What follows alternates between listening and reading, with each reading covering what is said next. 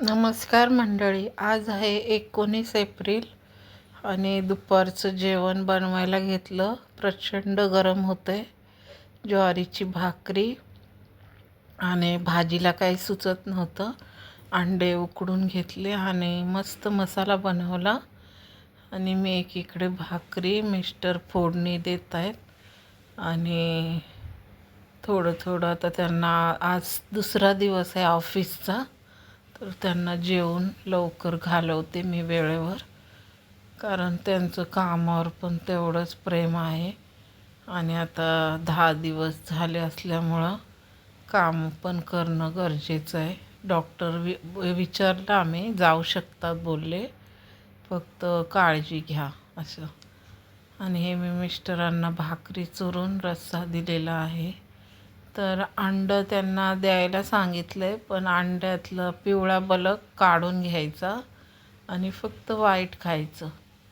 आणि असं चुरून त्यांना लावून लावून आवडतं खायला, भाकरीवर पण मसालावर. तरी पहा मी काढून घेतले आणि त्यांना जेवू दिलं वेळेवरती शांतपणे. आणि मी प्रणितसाठी काल पोळ्या केल्या नव्हत्या, चपात्या. तर मी तुम्हाला या परिस्थितीत पण एवढं म्हणजे स्टॅमिना, प्रसंग आमच्या घरात जे झालं, मिस्टरांचं ऑपरेशन, तर मी सर्व हे माझ्या चेहऱ्यावरचं तेज वगैरे आनंद, मिस्टर गेले 12 वाजता, तर हे सर्व जीवनविद्या मिशनमुळं आहे. मी खूप आनंदी. आणि आज प्रोग्राम होता त्यांचा, लाईव्ह अटेंड केला मी. आम्ही जाऊन तिथे बघत असतो.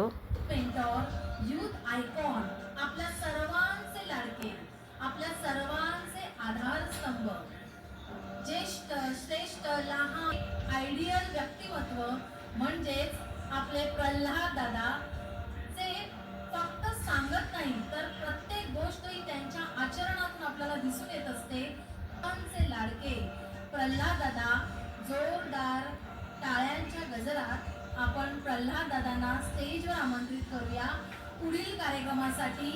जीवन गौरव पुरस्कार आपल्या नामधारकांप्रती कृतज्ञता व्यक्त करण्यासाठी, त्यांचं भरभरून कौतुक करण्यासाठी हा देण्यात येणारा जीवन गौरव पुरस्कार आहे. आता खूप छान प्रोग्राम होता. आम्ही जाऊन बघत असतो ॲक्च्युली तिथे, पण घरात मिस्टरांमुळं आता ऑफिस जॉईन तब्येतीमुळं. तर गुड नाईट सर्वांना.